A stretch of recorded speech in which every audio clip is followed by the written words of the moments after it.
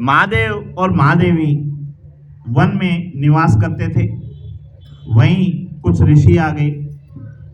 ऋषियों ने उनको आपत्तिजनक स्थिति में देख लिया, जिससे मां नाराज भी हो गई और महादेव की तरफ देखा भी कि भाई कैसे तेरे भगत हैं जो बिना बोले सीधे आ जाते हैं। हम जाते हैं ना शिवालय में, पूरा शिव परिवार बैठा रहता है और लेके लोटा डेढ़ महादेव के ऊपर और करके काम अपना वापिस। तो कभी पूछते हैं, एंट्री लेते हैं समय कि भाई हम आ जाएं या नहीं आ जाएं। तो यही महादेव के पास मिलने के लिए आए और महादेव के यहाँ आके माँ जो है थोड़ा शर्मिंदा हुई, नाराज हुई। तो महादेव ने उनको प्रसन्न करने के लिए उस क्षेत्र को बांध दिया था।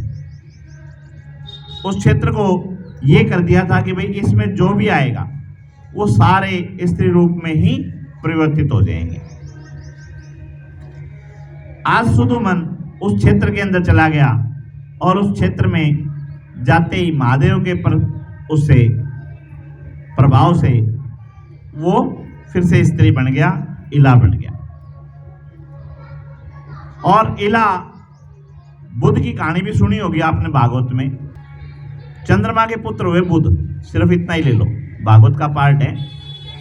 और बुध सुदुमन से जो इला बने थे उनको वो पसंद आ गए और इला की और बुध की शादी हो गई। वो साथ रहने लगे और उनसे एक संतान प्राप्त हुई, पुरुरवा। ये सारा भागवत का पार्ट है। पुरुरवा की कथा भी आपने सुनी होगी वहां पे, इला की कथा भी सुनी होगी, सुदुमन की कथा भी सुनी होगी। जब तक उनको होश आया, होश का मतलब आदमी मदहोश हो जाता ना। अब वो इला बन गए थे तो इला के रूप में ही रहने लगे। इला के रूप में बुध के साथ शादी हो गई और बुध के साथ शादी होने के बाद में उनको पुरुरवा नाम की एक संतान भी हो गई।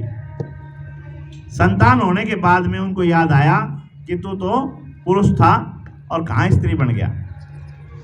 तब उन्होंने फिर से भगवान की प्रार्थना की तो भगवान ने कहा कि भाई मैंने तो तेरे को बना दिया था एक बार। तब माँ भगवती की शरण में आए और माँ भगवती ने उनको पुरुष तत्व फिर से प्राप्त किया।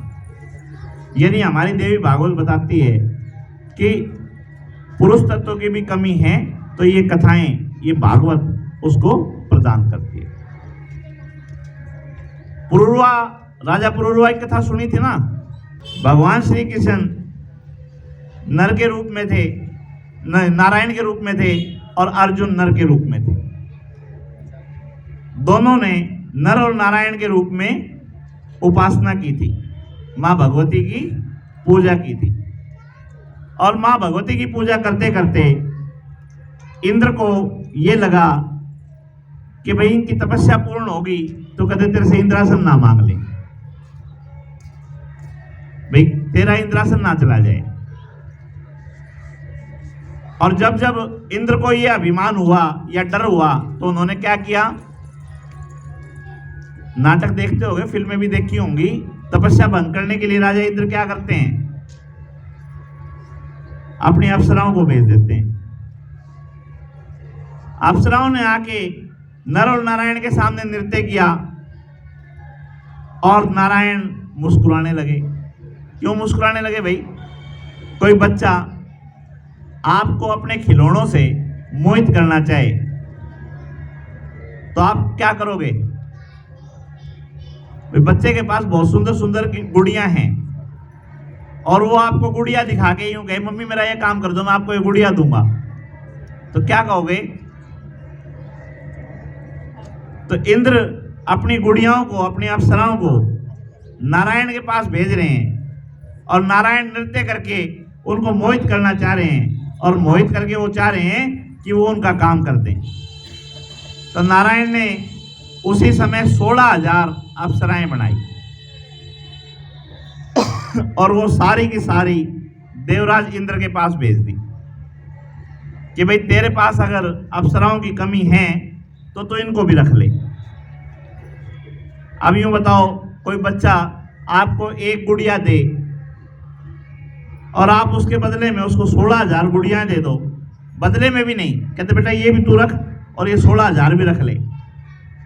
अब बच्चा क्या कहेगा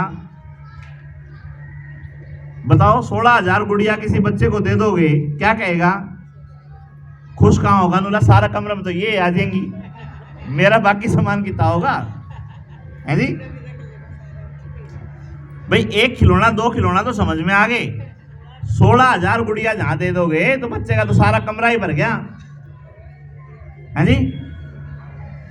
तो देवराज इंद्र ने भी तुरंत हाथ जोड़ लिए कि भगवान गलती होगी, मन नहीं चाहिए। तो उसी समय परमात्मा ने अपनी जांघों से एक और वो बनाई अप्सरा, जिसका नाम था उर्वशी। उर्वशी उन सभी से सुंदर थी, जितनी अप्सराएं देवराज इंद्र के पास थी उन सब से सुंदर थी। और उसको देख के देवराज इंद्र मोहित हो गया, और देवराज इंद्र ने कहा महाराज या मने दे दो। तो देवराज इंद्र ने भी उर्वशी को अपने पास रख लिया और हाथ जोड़ के 16,000 को वापस लौटा दिया। जब वहां कृष्ण भगवान ने उनको वचन दिया था कि भाई इस जन्म में तो मैं सन्यासी हूं, आगे जब कृष्ण अवतार में आऊंगा तो तुम्हारे साथ सबके साथ शादी करूंगा। तब भगवान की 16,108 रानियां थी, 16,100 रानियां और 8 पटरानियां। ये 16,000 वही अप्सराएं थी जो नारायण ने इंद्र को भेंट की थी।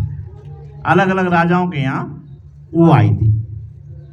ये उर्वशी किसी श्राप के वशीभूत मृत्युलोक में आई और यहाँ पे राजा पुरुरवा, कौन से राजा पुरुरवा भी बताया था ना, इला से जो सुदुमन बने थे उनके पुत्र, उनके साथ में उर्वशी का विवाह हुआ या वो साथ रहने लगे।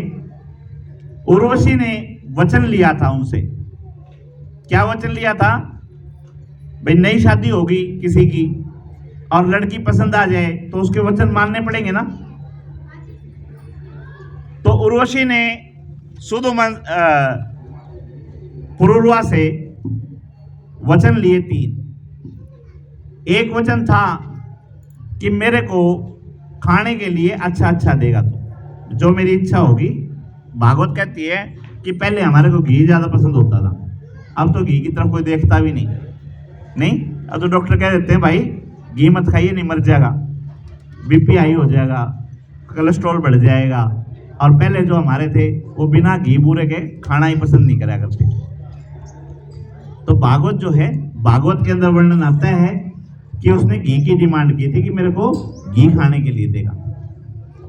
आज की भाषा में ये समझ लो कि भाई मैं जो मांगूंगी वो खाने देगा।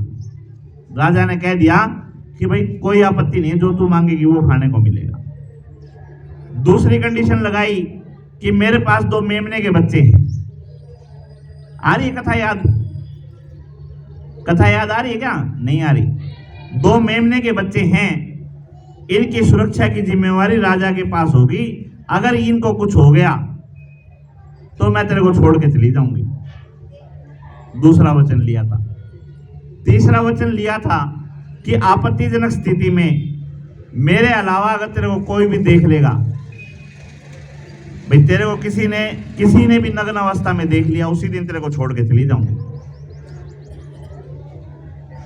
अब यूं बताओ, जिसने 16,000 अप्सराएं ठुकरा दी हो और उर्वशी को नहीं ठुकरा पाया हो, वो उर्वशी आज इंद्र के साथ नहीं है, तो क्या इंद्र शांति से बैठेगा?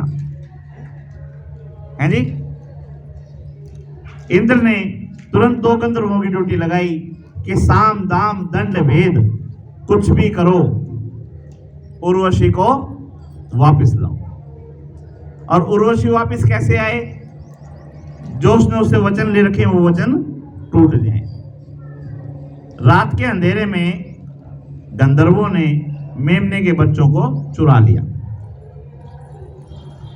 जैसे ही मेमनों को चुराया, बाहर शोर हो गया और शोर हो गया। नग्न अवस्था में पुरुरवा सो रहे थे और उर्वशी ने उनको जगा दिया कि खड़े हो, मेरे बच्चे जो हैं उनको कोई चुरा के लेके जा रहे हैं। अपूर्वा के दिमाग में आई कि अगर ये बच्चे चले गए तो उर्वशी गई, और वो नग्न अवस्था में ही उन बच्चों को बचाने के लिए गंधर्वों के पीछे भाग लिए। और तब तक सूर्यदेव प्रकाशित हो गए और सारे गांव ने उनको नग्न अवस्था में भागते हुए देख लिया। अब ना तो वो मेमनों को बचा पाए और ना ही नग्न अवस्था में अपने आप को दिखाने से किसी को बचा पाए। दोनों ही वचन भंग होने से उर्वशी उनको छोड़ के चली गई।